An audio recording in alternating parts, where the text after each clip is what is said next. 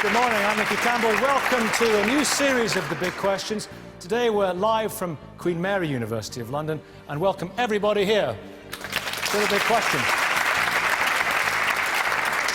Now, on Wednesday, the press staked out at the airports, and MPs Keith Vaz and Mark Reckless, who's with us today, were on hand as well, all because Britain had been told to expect a deluge of immigrants from Romania and Bulgaria on New Year's Day.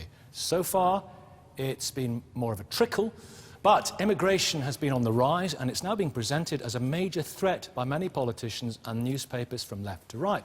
But Jesus commanded his followers to love thy neighbour as thyself. Does love thy neighbour mean welcoming immigrants? I mean, Peter Hitchens, you're a practicing Christian. You should abide by that maxim, love thy neighbour. And your neighbour means, as well, those from Bulgaria and Romania. Of course it does, and there's no question that nobody should treat another fellow creature badly. And that is absolutely basic to everything that we think or do or say.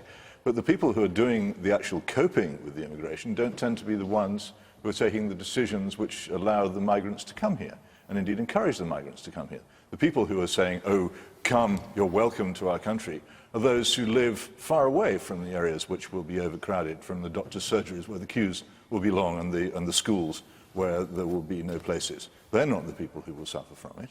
And so for them to say, oh, you must love your neighbour while we sit in our safe jobs and our comfortable housing areas, not being affected by it, say you must love your neighbour is quite different from saying I must love my neighbour, which is really what the commandment is. Jonathan Bartley, what does it mean, love thy neighbour, in the context of immigration? Well, I mean, immediately, does it mean welcome? It does mean welcome, and it means looking after. Already Peter's made the case, a number of huge leaps, saying that the long queues at the doctors and the long queues outside the school gate or whatever they might be are down to immigration. Actually, they're down to politicians mismanaging the investment. We know that migrants make a net contribution. So, down my road, Streatham High Road, 2, 3 Polish delis have opened up. There would be empty shops if they weren't there. They're paying taxes. Their children go to the local school because they're paying the taxes. They use the health services because they're paying the taxes. Well, there are other issues.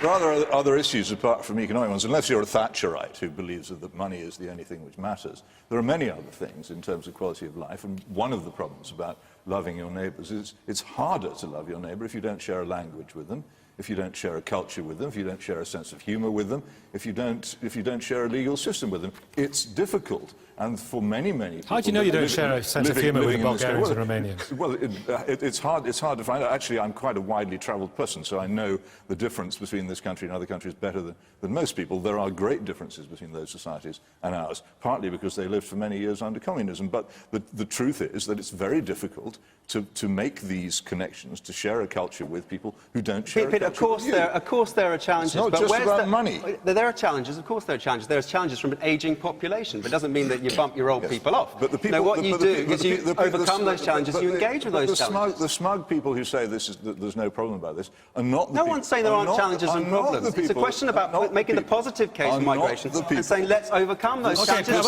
Peter, then I'll bring Owen in as well. The smug people who are complacent about this and say we should all be happy about it are not those who live with it, nor are they those whose jobs are affected by it. You won't find many Polish MPs, you won't find many Polish media figures, you won't find many Polish civil servants, you won't find many Polish actors. You will not find that the jobs which are being done by the elite are the ones which are affected by the influx of very large numbers of people from outside who are prepared to work for less, American bankers who are prepared to live in overcrowded conditions while they do it. Oh, Owen Jones, has mass immigration been good for the UK?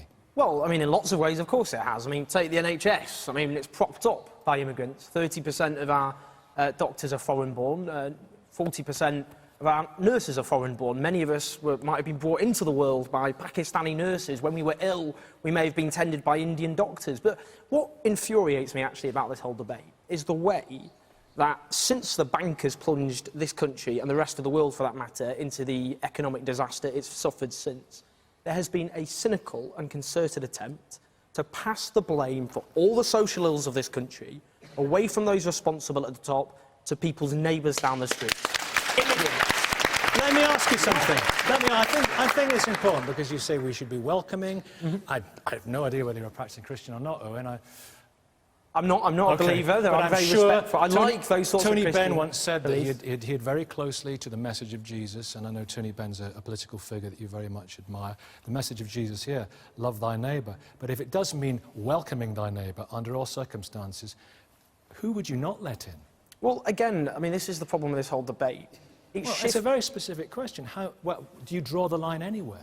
Well, I mean, where would I draw the line in that particular sense? The point we've got to discuss as a country is, why do we have the social problems we have? Is it to do with immigrants, or is it to do with other factors? Now, there are challenges. Yeah, well, there are, and that's the point. And this is so crucial that you've raised that point, Nicky.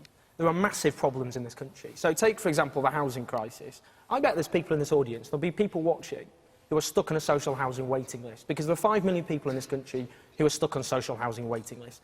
That is not the fault of the immigrant. That is the fault of politicians who refuse to let councils have the power to build houses to replace the houses we sold off. That's the first point. Another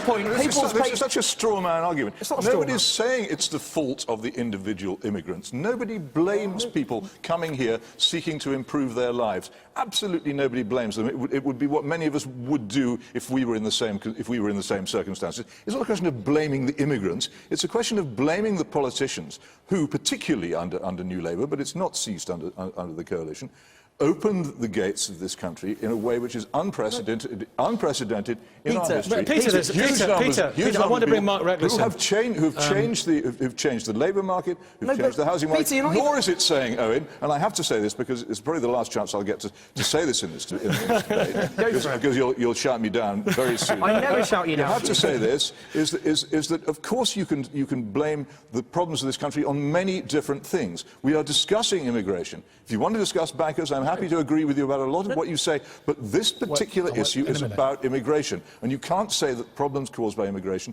are the same problems as the ones caused by bankers. Mark Reckless, you were at Luton Airport, as we said.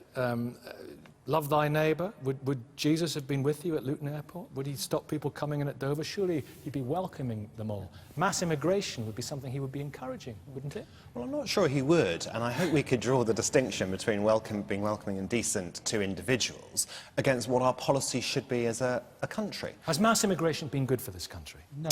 I'm not sure that it has, at least in the mass numbers you're talking about. I mean, after 1997, 4 million people came into this country under the then Labour government.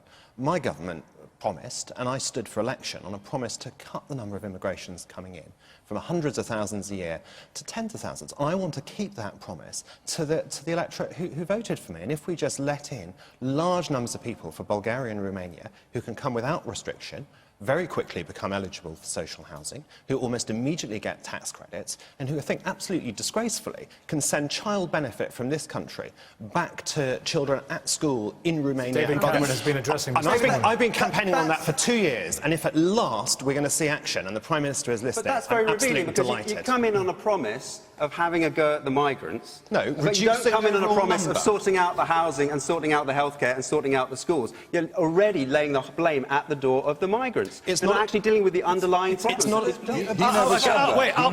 Mehmet from Migration Watch. It's absolutely absurd to suggest that you can't have a sensible system of controlling immigration without being decent and nice and all the things you should be to those who are coming in. I lived in Romania for 3 years in the days of Ceausescu. A lot of the conditions that obtained then still apply now. Of course people are going to come here, but what we're talking about is the scale. And it's silly to suggest that when you have something like 1/3 of the families being formed in this country, the results of immigration, that it's not going to have an impact on housing or on schools. That is foolish. Of course immigration is good, and we should have controlled immigration. Are you worried about the uncontrolled immigration? Are you worried about the cultural challenges, which I think has been hinted at by Peter, so we don't share the same sense of humour? There are something something like 700,000 children in this country who speak 300 languages between them. We were talking earlier about the tribalism that we should be getting away from. Unfortunately, when you get migration taking place at this sort of rate, that's inevitably what it's going to lead to. Little groups of people living within our society, and that's the last thing that we want. Culture is learned.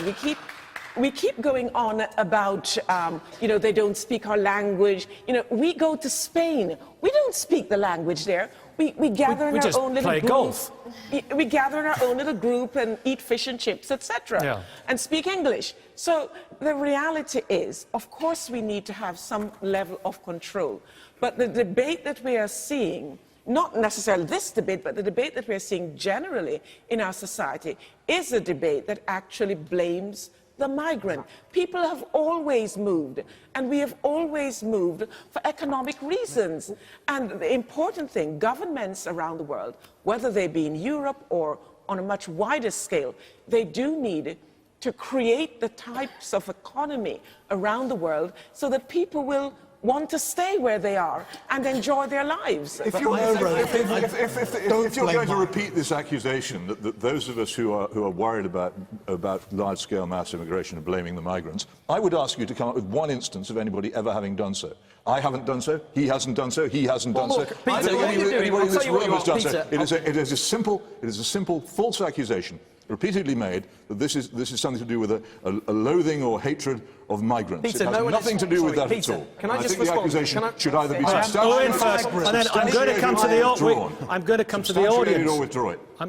I'm going to come to the audience shortly up when we've had Owen's response, so get ready with your points. Right, Peter, I mean, no one's accused of loathing or hating immigrants or anything like that. The point we're talking about is why the real social problems this country has, who is responsible or what is responsible. If you're saying immigration rather than immigrants, you want to make that distinction, fine. For example, again, low wages. Again, people's pay packets in this country have been shrinking, not since the crash, Well, they've been shrinking immigrants now undercut. for 10 years. But this is the undercut. point. The reason we have falling wages in this country is, firstly, weak trade unions, which can't stand the ground and actually get a good slice of the pie for their workers. It's a minimum wage, which this government has let fall in real terms over the last few years. It's the form of globalisation we've got, for example, and it's to do with austerity. Let's have positive, and I'm actually coming up with proposals here. Let's actually have, let me just quickly say, Peter, you respond. No, Let's audience have next. a living wage. Let's stop employers being able to, force employers to hire people on the same terms and condition. Let's have stronger trade unions which can actually represent workers.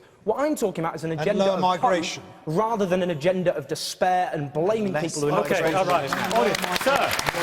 Wait, Peter, please. Peter, please. Nobody's Please, Peter. blaming the migrants. Can Peter, we please please. get this Can I straight? just hear from the Nobody's audience? blaming the migrants. You'll have. He says quite clearly nobody is blaming the migrants. He said it quite clearly from the beginning of the programme. But what would you like to say? The benefits of immigration are there clearly for all to see in terms of the National Health Service and London Transport and organisations like that. A number of the speakers are overlooking the fact that Britain is a signatory to the European Union, and it's we've got the facility of reciprocating, moving around Europe, and it's legal immigration. We're not talking about illegal immigration. So I think we should look at it in those terms. And many people use that facility. Instead of scaremongering and putting forward bogus arguments. Thank you very much. Lady back there at the back, right at the back, yeah. Good morning. Good morning. Youth unemployment is rife at the moment. Why are we welcoming people to a country that still has problems? Which is something I don't understand. And one more, yes, gentleman, hi. The microphone is with you.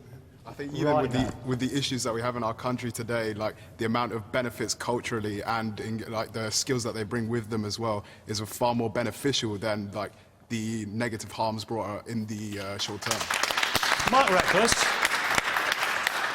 I think a couple of points for you. I mean, George Osborne is forever emphasising the fact that there are hard-working families, but perhaps next door the blinds are drawn on those people he says are feckless, Mark Reckless, and lazy and unwilling to work. The point is people who come here are desperate to work. They want to work. Do you not acknowledge that?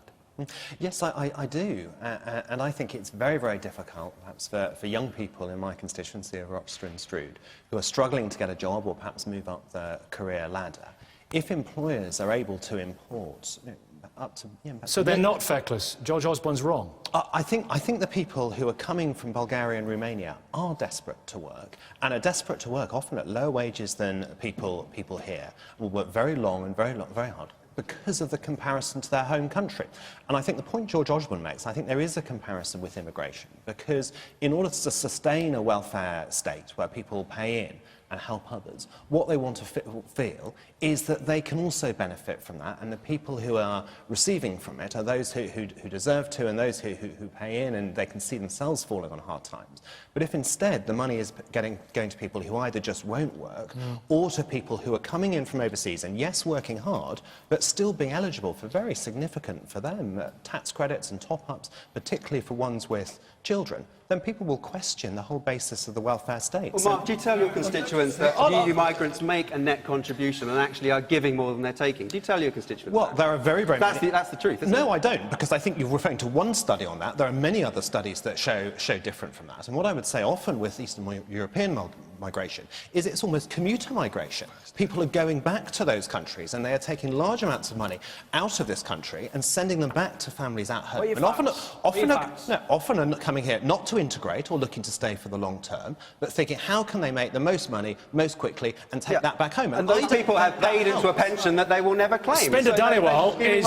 On the contrary, if they want, they can pay their tax in Romania or Bulgaria rather than here. Jonathan Bartley, Spender Dhaliwal is absolutely right on this point about people coming here and then taking the money and going home. Is that the reality? No, that's not the reality. And a lot of these arguments that I'm hearing, I've heard for, what, 3-4 decades. When the Asian entrepreneurs, or when the Asian community came to the UK, they set up an entrepreneurial culture. And we were faced with a lot of racism, a lot of hostility, a lot of you're taking jobs away. And we were economic migrants. We did come here to have a better future. And within that hardship, you know, a lot of people came with £3 in their pockets, and now they've become global entrepreneurs. So a lot of the entrepreneurs in this country are migrants. They've contributed to UK PLC. They've transformed this country from an 8-hour working day to a 24-hour working day. And there's an awful lot we've contributed. Oliver, a minute, if I get a minute. I just want to ask Owen something. What are the cultural challenges? What are the pitfalls and problems of mass immigration, Owen? Well, if you go back, I live in Hackney at the moment, and in the 1970s, the National Front made huge inroads into Hackney, like they did in lots of other parts of the country. And the reason for that is you had a community which was largely white, which you suddenly had a new population coming to settle. But you're putting it in extreme terms. No, I'm not. Unpleasant. Let me ask you a different way. Do you understand do you have any sympathy or concerns with... That's the point I was making. With the fact that communities change and some people are uncomfortable with that? But that's the point I'm making, because what's happened in Hackney since is you have a very mixed community. Look, Britain has some of the highest rates of mixed-race relationships on the face of the earth. And if you go to supermarkets or call centres across this country, you will find people from very different backgrounds working together, forming friendships with each other, and having relationships with each other. And we averaged our as a child. I went to school in Bethnal Green as a child. I was the only child in that primary school that didn't speak English when I started there. If you go back to the same school now, you find that 95%, if not more, have English as a second language. It's the scale that we're talking about. I see one of my teachers who taught me at primary school, at grammar school behind me. Perhaps he'd like to comment. The fact is that if you are going to have we're part of it's a global city now, though, we are, but not at the rate and the scale. That is unprecedented. The scale is totally unprecedented. Stephanie Coleman. There's another subject here. My grandparents, there's another aspect to this that has not been addressed, I think it really matters. My grandparents came here from Eastern Europe to escape anti-Semitism. So they were partly economic, partly, might you say, cultural migrants, right? What really terrifies me, and nobody has mentioned, is the importation of appalling values, violence against women, forced marriages. At my old comprehensive school in North London, girls are taken back to their countries of origin in the summer holidays to get married aged 14, and we all know that FGM is on the rise. Female genital and mutilation. nobody has been prosecuted for female genital mutilation. And the fact is, however much I love immigration, however much I'm a slightly mixed race background, that isn't the point. If you're a woman and if you have children, you should be concerned about this. And the people who want Sharia law in this country, it's no good getting, hiding our heads in the sand as liberals anymore, which I am. It has to be faced. Thank you all very much. We're going to leave it there. That's all we've got time for on this one. But thank you all very much indeed for your thoughts. Now, if you have got something to say about that debate, log on to bbc.co.uk/thebigquestions. Follow the link to where you can join in the discussion online or contribute on Twitter. We're also debating live this morning from Mile End in East London. Is becoming a mum in midlife selfish? And does society need sin? So get tweeting or emailing on those topics now, or send us any other ideas or thoughts you may have about the show.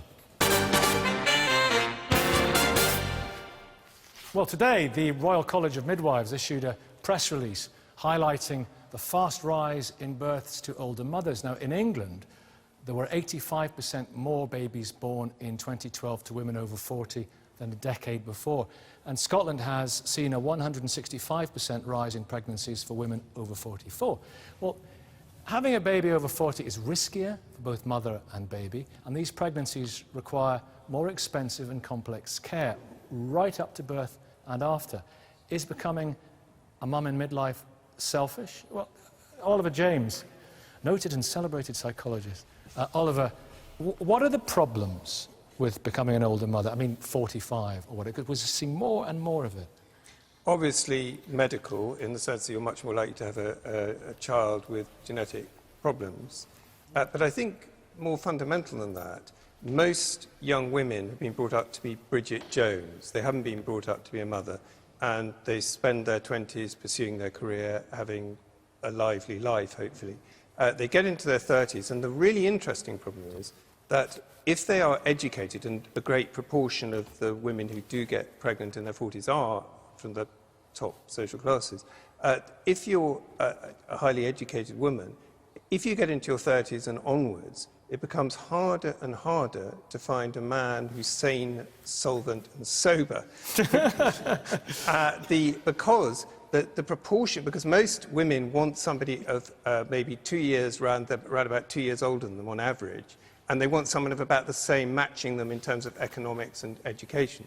And finding those men is much, much harder. So what happens, the reason it doesn't really work too well for most women to be getting pregnant in their 40s if they're from the top social classes, is because it's very hard for them to find a partner with whom they're going to stick and who they want to be with. And in that sense, it is a problem.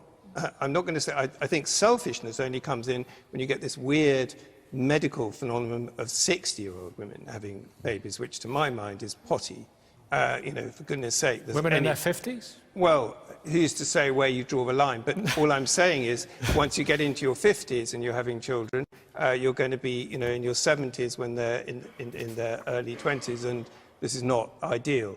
But my fundamental point is, for goodness sake, you know, can't we create a system in which women can have babies at the point when they're biologically ready for it? So, yes, I mean, Ashley Pearson. Yeah, I'm an older mom myself, and I would like to say, you know, I've just recently had a baby. I'm 42. I agree with you, and I think the main issue for me and women of my generation has been finding a partner at the age which is obviously genetically, biologically ideal to have babies, which would be in your perhaps late 20s, mid-20s.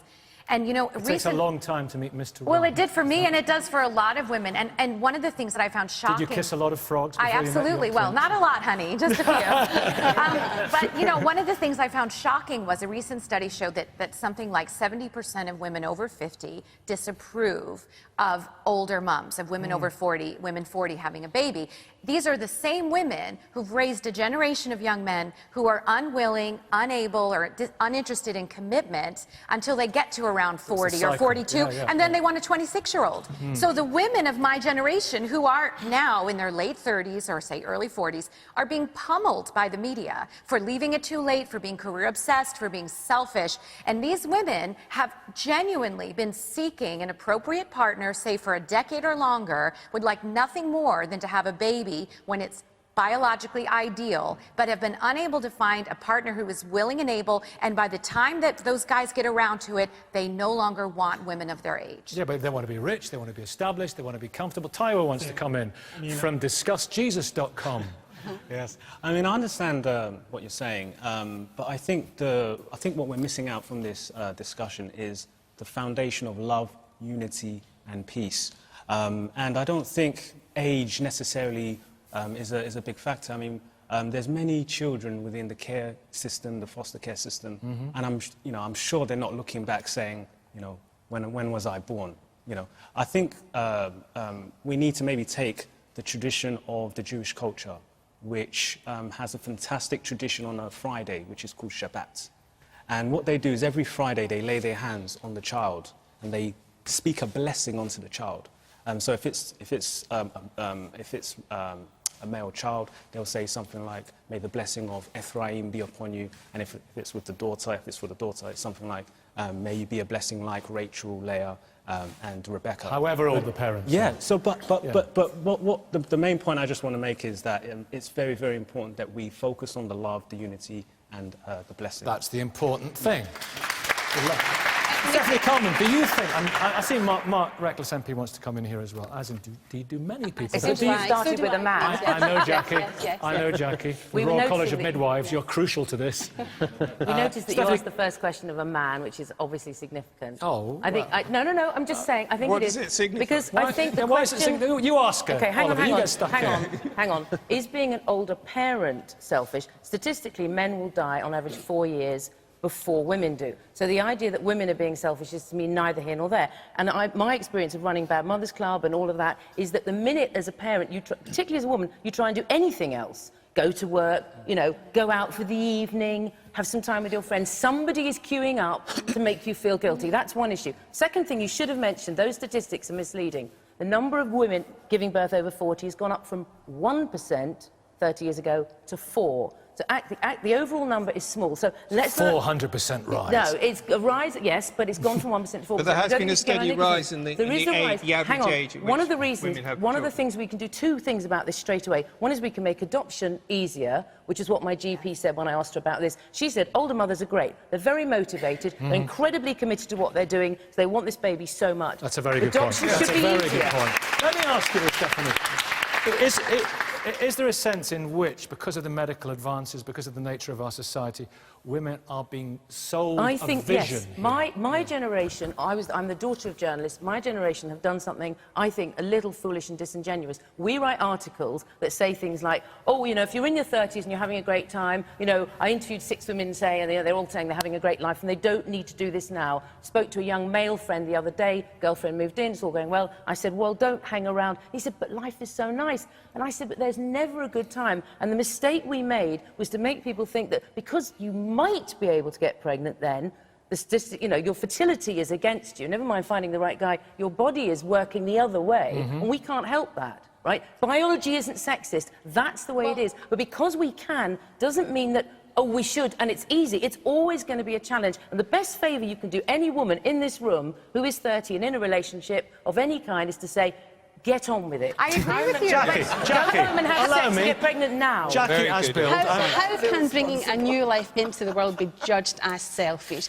For goodness sake, we're talking facts here. The fact is that over 800,000 women, using 2012 figures, birthed in the UK. 4% may be small numbers, but it's 33,000 women who birthed over 40. It's more dangerous over 40, put those isn't it? 33,000 women with all of their babies, given there might be singletons and multiples, in a room and tell them they're selfish. It's completely unnecessary and judgmental. And the fact is that it's not just about choosing. Some women do not have a choice to actually choose to birth over 40. It actually just happens. They may have had an illness, they may have had breast cancer, they may have had eggs frozen, etc., etc.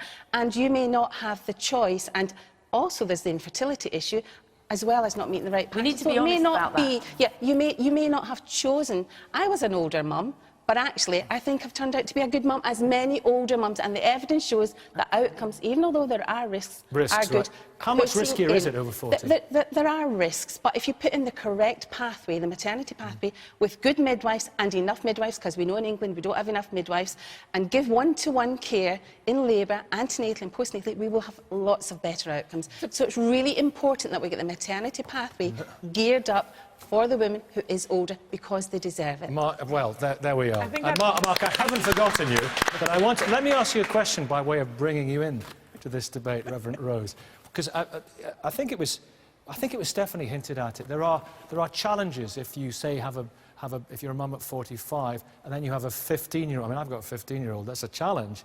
But if you have a 15-year-old when you're 60, perhaps no grandparents, there might be a feeling at the school gate that you're a bit, you don't buy any of that. I don't buy that. No, I am encouraged at the thought that women are now thinking about when they have their children and actually planning.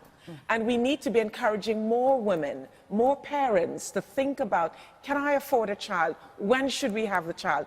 Instead of just having children willy-nilly. So I'm very encouraged that people, in particular women, are taking control and saying, I'm going to wait. And please, don't rush out and just have sex and have babies. Well, that's irresponsible. Why are you referring to Stephanie here? Because I heard her say that. You know what I mean? No, don't be, but you get my point. The point is, what we've done slightly, and I think the media is very, very responsible for this, is to promote this idea. It's what I call the kind of have-it-all, chimera, the beast, with the kind of CEO's head and this sort of exhausted body. This beast is, it's a mythical beast. And what we're saying to people is, you can have it all if you somehow get up that bit earlier and you're just being, magical and marvellous. And those celebrity mothers who say, I'm so fulfilled, it's marvellous 24 hours a day, have PAs, nannies, housekeepers, and they help.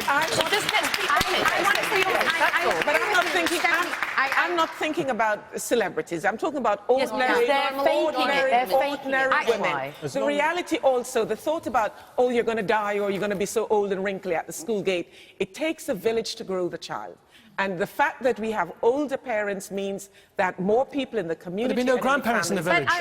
No grandparents in the village. There should be. I love Stephanie's line earlier on. People in their 30s, they're writing articles.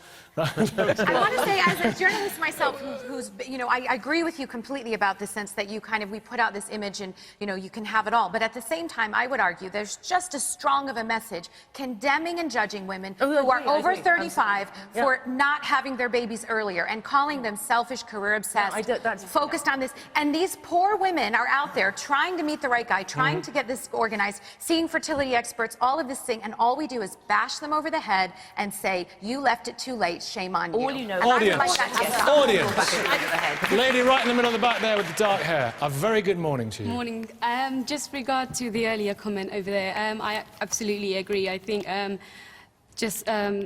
women having babies over 40, I think it's selfish of us to actually judge whether or not they should have babies because women choose to have babies. I'm the oldest mother here. I've just had my baby. She's 2 years old today. How old were you? I was 47 3/4 when she was born. She's 2 years old today. She's 2 years old today.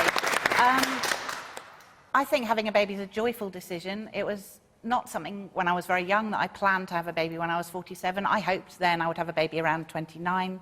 Life circumstance just didn't work out that way. When I decided to embark on IVF, I knew that it was going to be a massive thing for me emotionally and stress-wise. So I did a lot to prepare myself. I think what Jackie said about the support and the midwifery is vital. But I also think that people who do embark on pregnancy when they're older need to take it seriously.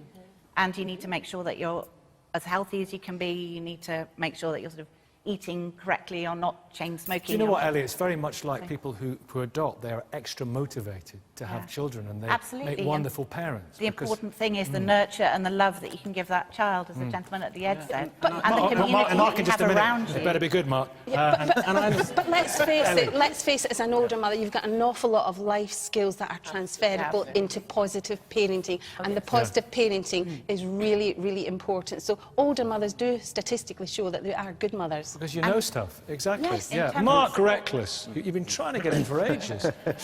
An elected member of the Mother of Parliament. My wife has just had our second baby. Her age is a state secret, but... OK, you no need to tell us. When was she born? What worries me about this debate is that I think a number of people are saying that women have a choice to have babies later, even into their 40s, and some do. But I think the really important point is that most don't. And I would say to women watching this programme in their early, certainly their mid-30s, if they want to have a baby, they need to get on with it. Because if people leave it... No, I'm sorry, if people leave it, most of them will not be able to have a baby when they're older. And if you're a woman and you're... to do with you. what people when they decide to start a child. Owen, it has a great deal to do with me if this programme gives women the impression that they will be able to choose to have babies in their 40s, because most won't. That is just how... Some can, but most won't. That's how fertility works, and it's really important that women understand that and don't just assume that they can have babies in their 40s, because actually for most people IVF doesn't work, and most women in their 40s, even 40, 42, will not be able to have a baby when they want to, because that's how fertility works. Unfair, and we need to understand that. Oliver James. Oliver James. I think, sorry, Rose. Part of the problem is that we have what I would call a men in skirts, Sex and the City form of feminism. The feminism that I knew at university involved men's groups, involved men changing.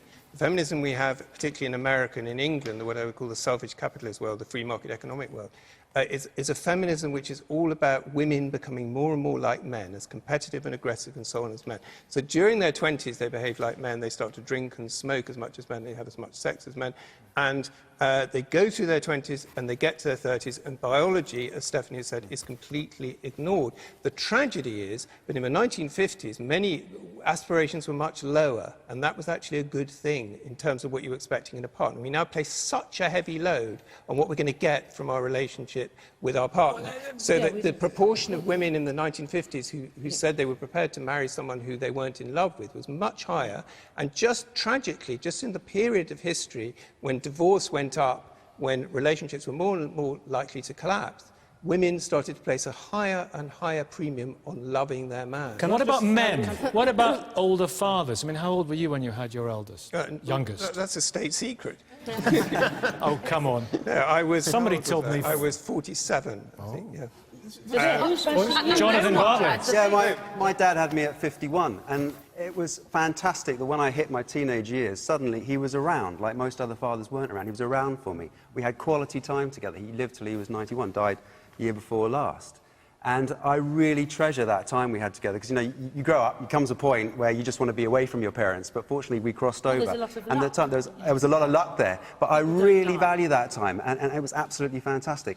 I would just take, though, issue with the point that was made at the beginning about birth defects and about genetics. And also, I have a disabled child, and if anyone in any way devalued my son because he has a disability, because he had a genetic defect, I think that's incredibly offensive to him. It's incredibly offensive to other people. It should never be an argument against women having babies late, that there may be birth defects. I think that's because we an need to value excellent point on which we're going to end, and it deserves another round of applause. Thank you very much.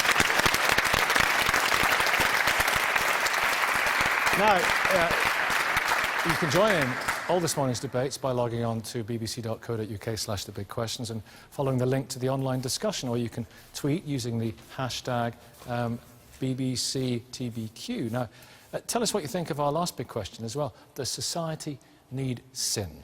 So think about that. Now, if you'd like to be in the audience at a future show, you can email audience@menton.tv. We're recruiting audience for Salford on January the 19th, Bishop Stortford on February the 2nd, and Leicester on the 9th. Well, did you make any New Year resolutions? The turn of the year is when many of us try to turn over a new leaf, to reform, to stop being sinners. Lust, sloth and wrath are hard enough, but what would happen to the economy if we all gave up greed, gluttony, envy and pride? Does society need sin? Where is Stuart? Stuart Baggs. Hello. Hello, Stuart. How are you doing? How do you think I might answer this one? Yes, greed is essential to, and sin, they're just essential to how society works. And I can see Owen gearing up to try and tear me to shreds, and I have a real issue with socialism all over the world, and I'm sure we'll touch on that in a minute. But greed being one of them, and personal aspiration is exactly what drives society forward, and it links in with immigration in many ways. But I get up at 6 every morning, not because I want to, but because I have a desire to better myself and better the children that I may one day have if I can find a victim to have them for me. But that's exactly what drives me. Yeah, but you've got a successful business, turned over, what, 3 million last year? Exactly. But you want more? £3 million is nothing, you know, 100 million, 10 billion. Why is that sin, though? You said I desire to better myself in my Absolutely. Why is that sin? I don't equate that with greed at all. Some would argue that actually a desire and actually how you get there, because you do have to be quite ruthless. And you know, again, Owen's sort of trade unionist debate. I have a big problem with picking that on kind of Owen. society. You've done I it want twice. to. I want to. So are you proud of what you've achieved? And again, I am very proud. And pride is a sin. Greed, pride, and lust, but not sloth. Not sloth. No. So you've got a lot of sports cars and so forth. Absolutely. How many have you got?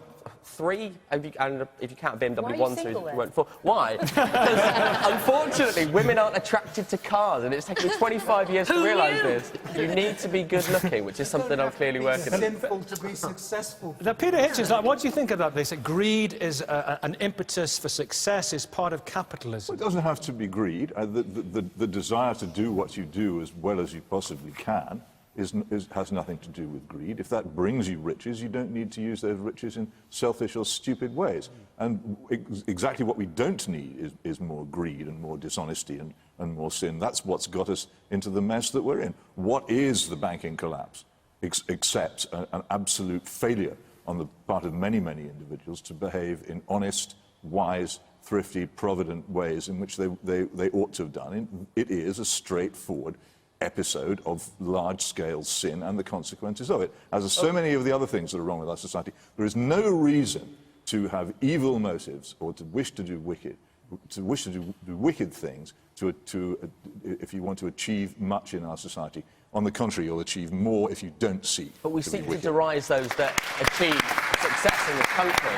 I mean, you know, you've only got to look at those that achieve well. I mean, if I parked my car in certain parts of London, it would get spat in, and that's because people look down upon those that have succeeded. And it's actually that kind of ruthless capitalism that actually enables me to hire... Well, that's wrong as well. We're told not to, specifically in the Ten Commandments, not to covet our neighbour's goods. That is also a version of sin. It isn't. But doesn't envy lead to success? We can't, no, honestly, if we can't trust our neighbours, whom we were discussing earlier, to be honest with us and to be straight with us, and if we can't trust our neighbours to be virtuous, then our whole society will break down.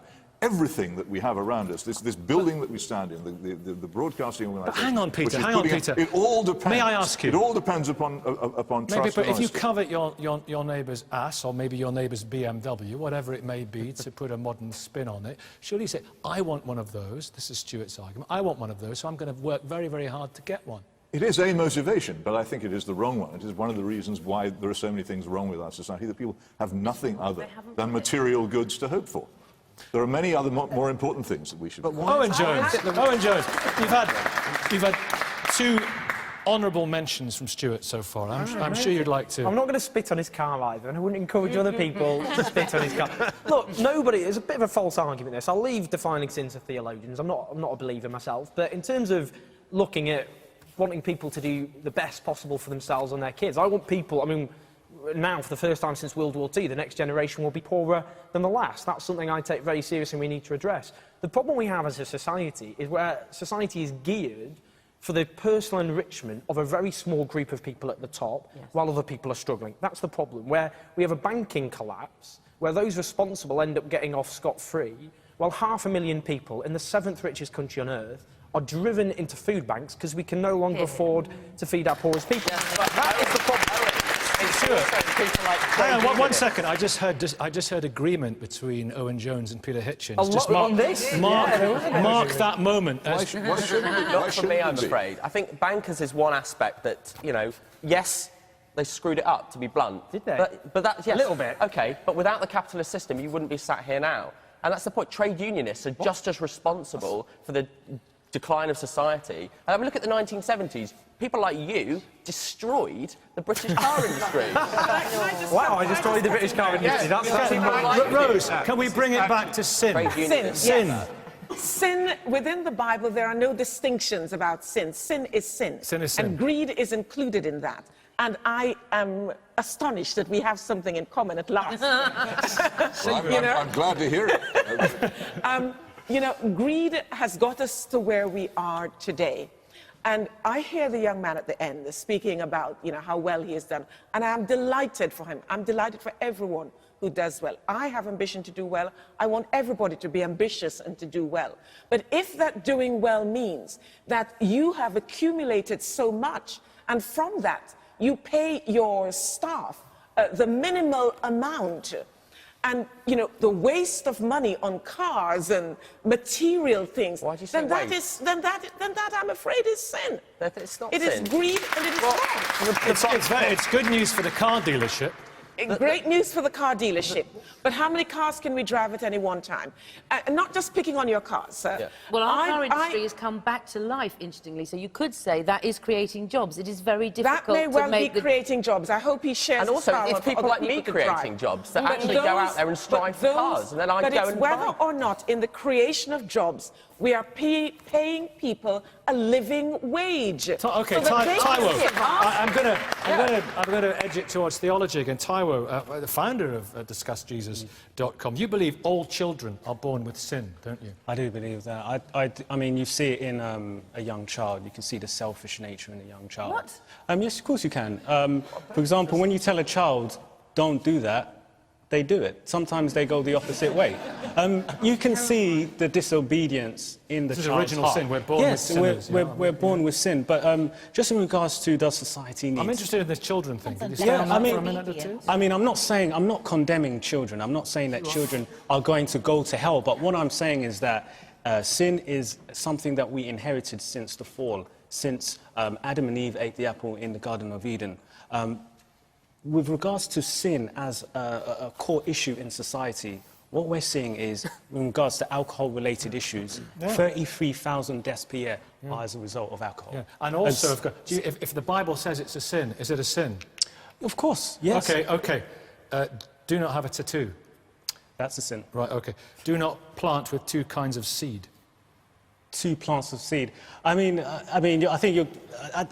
I'm quoting from the Bible, Leviticus. Yeah, I know, I understand, I understand that. Do not wear clothes made of 2 types of material. Yeah, I think what you're trying to do... but what you're trying to do... No, but listen, Nikki, is what you're trying to do is... quote the Bible.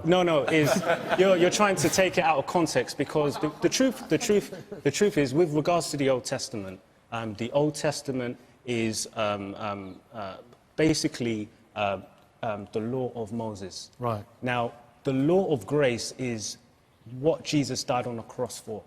And we're all under the covenant of grace. It's up to you whether you decide to choose and accept the grace, the fact that Jesus had his hands pierced, he wore a crown of thorns and shed his precious blood on the cross. It's up to you whether you want to accept that. But the fundamental question... No, the fundamental point here is... Jonathan, the fundamental point is, and I want to point the point to Stuart, is where are you going to go when you die is the question. Where are you going to go? Heaven or hell? Where are you going to go when you die, Stuart? I'll tell you where I'm going to die. I'm going to die in a box, and I'm going to become nutrients for some caterpillars to eat. The thing is the fact that when you've got a society divided amongst religious sort of lines, you're very much motivated by what you perceived to be fact in the Bible. Personally, that's not my choice of fiction to read. But I don't take anything from the Ten Commandments. I treat others how I wish to be treated, and to answer the point about how much staff are paid, it's a free market. If you don't pay your staff enough and they are sufficiently skilled, then they will go and work Jonathan somewhere Bartley. else. Jonathan Bartley. What about this checklist of this? What about this original sin, this children thing? No, sin is what stops us from flourishing as human beings, as being what God wanted us to be. And it's interesting in this debate, we've defined well-being pretty much in economic, materialistic terms. And I think the Bible offers a much richer vision of what is sin and what is human flourishing. And if you look around the world, you see in places like Norway, New Zealand, people are much happier, they have much greater sense of well-being, because they're not pursuing this materialistic, capitalistic outlook. Actually, they're wanting good healthcare, they're wanting good education, they're wanting a good standard of living, good air quality. They're wanting something much richer. They're wanting good, fun with sport and pleasure and recreation. And they're not seeing it purely... as well. Sorry, Rosie? Countries also have less theology. Rosie runs a website which facilitates people who are married to meet other people so they can explore the idea of having a relationship with another person while they're married. While they're still married. Let me just check the Bible, but I think that would go down as a sin. It's definitely on all of your checklists, I'm afraid. I think it's really interesting hearing this debate, because what it seems like is that so many people have so many different versions of this very, very vague doctrine and these particular words like lust, greed, sloth. And I think it's very interpretable. Is adultery a sin? So you I don't feel mind as if breaking it's up very marriages? outdated set of You don't mind breaking up rules. marriages, then? Sorry? You don't mind breaking up marriages? My role is 2 million lone parents are in this country. So what's your role, Rosie? I was raised by a lone parent, so I have absolutely no... Rosie, what was I'm sure you say that's what was wrong. Taiwo, let her explain. What's your role? I'm a spokesperson and I'm a relationship expert. And basically I guess my perfect vision of the world is a world where we have more open polyamory and non-monogamy, actually. Does monogamy not work? Sorry? Does monogamy... I can't say it. Does monogamy not work? Not work? I think, well, we know statistically that between 40% and 60% of people who are married will eventually cheat on their partner in some way, and that's including kisses at office parties and things like that. So we know that actually monogamy doesn't really work for everyone, and I think it's important to start asking questions about whether this is the right social structure for a relationship. My only question to you is do you think that's a good thing or a bad thing? Do you think it's good, particularly, and this is the real question of monogamy, particularly for the children of the marriages which you so blithely set out, as far as I can see, to break up? Do you think it's a good thing for the children for this to happen? As someone who was raised by a single mother, I do, but also and I think you're speaking to lots and lots of people who'll be watching the show. I didn't ask that. I asked you if you thought it was good for the children. I think you're insinuating... Well, I certainly... I wasn't asking about... That's a simple, straightforward question. Do you think it's good for the children of marriage if that marriage breaks up? I am not encouraging marriages to break up. Well, you are. You're absolutely encouraging. No, I'm not. Oh, well, then you're in the... I'm interested. OK, let's... We're on adultery. We're on adultery. We're on monogamy. Does it work, Oliver, monogamy? Yes. It certainly can do. It depends on the system you're in. The fundamental point I would make about sin, and original sin, and childhood in particular, childhood is critical, but it's not born... Children are not born evil or not evil. Children are very much blank slates. The Human Genome Project is proving that actually genes play very little part in explaining why one sibling is different from another. The key factor is the kind of care you receive in the early years. And in fact, 40%, if we think of sin as being, in inverted commas, bad, 40% of the prison population were at some point in local authority care. In other words, their parenting was not very good and they had to be taken over by the state. And 40% of the prison population were in local authority care. The key causes of destructive behaviour, whether to others or to oneself, are the quality of the care you've had in your early years, combined with living in a shop till you drop, it could be you, credit-fueled, consumer junkie society. So the combination of society, the affluenza-stricken society that we live in, combined with early years, is what creates bad behaviour. And people like Stuart confused greed with aspiration in his original statement. I am greedy. You are greedy. I know you are. Absolutely What I'm saying is you don't seem to understand the distinction between greed and aspiration. It's one thing to aspire, it's another thing to be greedy. Taiwo, you said you want an explanation then as to why you believe children are selfish. I mean, my point is that we are born, our human nature is corrupted. Is it? Yes, it is. It is. We are born with original sin. Owen, this means, but what this means... Just quickly. Can I answer that? Because you keep talking about it. Look, humans are very malleable, and it depends on the environment in which we're brought up. And the reason humans differ so much is if you're brought up in a loving household, you're far more likely to do better in later life. And the reason I worry, just to quote the Bible here, let he who is out without sin cast the first stone when we're talking about this website. Relationships don't need a website to break up. The reason some relationships break up is for a good reason. 1 million women in this country suffer from domestic violence. Do I want to keep those relationships together? Damn right I don't. I think those relationships should break up in many cases. But it's up to people, for the child, what's important for the child is to have a loving household. It doesn't matter if they're lone parents, it doesn't matter if they're gay parents, it doesn't matter if there's, I don't know, 3 of them helping to bring up that child. As long as they're in a loving household, none of us should be able to... The problem... But the thing is... Rosie... No, but Nikki, can I come back? In a second, if I can. Sorry, I'd just like to stress the fact that a lot of the people on our website are not actually having affairs. What they want to do is they want to look at their options, and they also want to explore the idea of actually flirting with somebody who's not their partner. And this is extremely... I think that the problem here is that we are going deeply against human nature, and we know this. We are not naturally monogamous human beings. We go through hundreds of... possibly not. Why should you encourage support? Basically, you're adhering to the old song, a little of what you fancy does you good. Rose. It's almost a sort of base animalistic thing that you're aiming at. Please. Some animals are monogamous. We need to rise above it. Reverend Rose. Reverend Rose. Pray silence for Reverend Rose. We need commitment in relationships, whatever the types of relationships that we form. We need commitment. And running around saying, I fancy a little bit of this or that can only bring disaster. Taiwo is desperate to come back. Thank you so much. Thank you. DiscussJesus.com. Regarding your point about this whole adulterous website, which I just think is absolutely just destructive, and I'm not being personal, by the way. All right. 152,000 cases in 2010 of chlamydia. I believe STD. STD. It's a sexual transmitted infection. My point is, Peter Hitchens. Oh, that's a strong point. What we seem to forget here is that civilization is not natural. If we were in a state of nature unrestrained by any kind of moral code, we would be savages. And all the benefits we see around us of stability and law and peace and education and all the other things which you take for granted all arise from the fact that people have observed and imposed and accepted moral codes, which are often very difficult to observe, and which are based actually on the idea that some actions are absolutely wrong and can be called sins.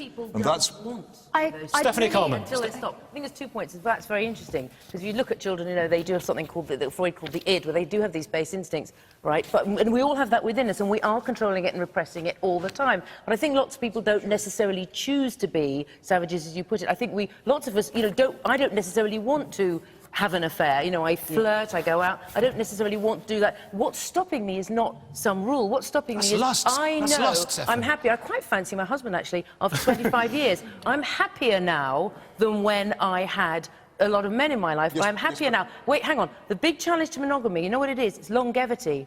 Okay? 100 years ago, half the people in this room wouldn't be here.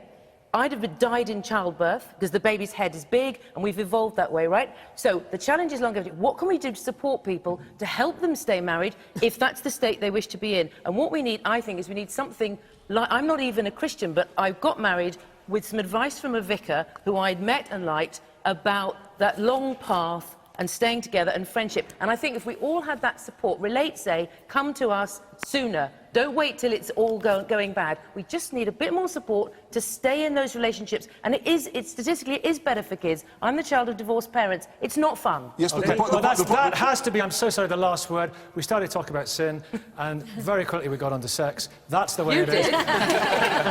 Thank you all very much indeed for participating.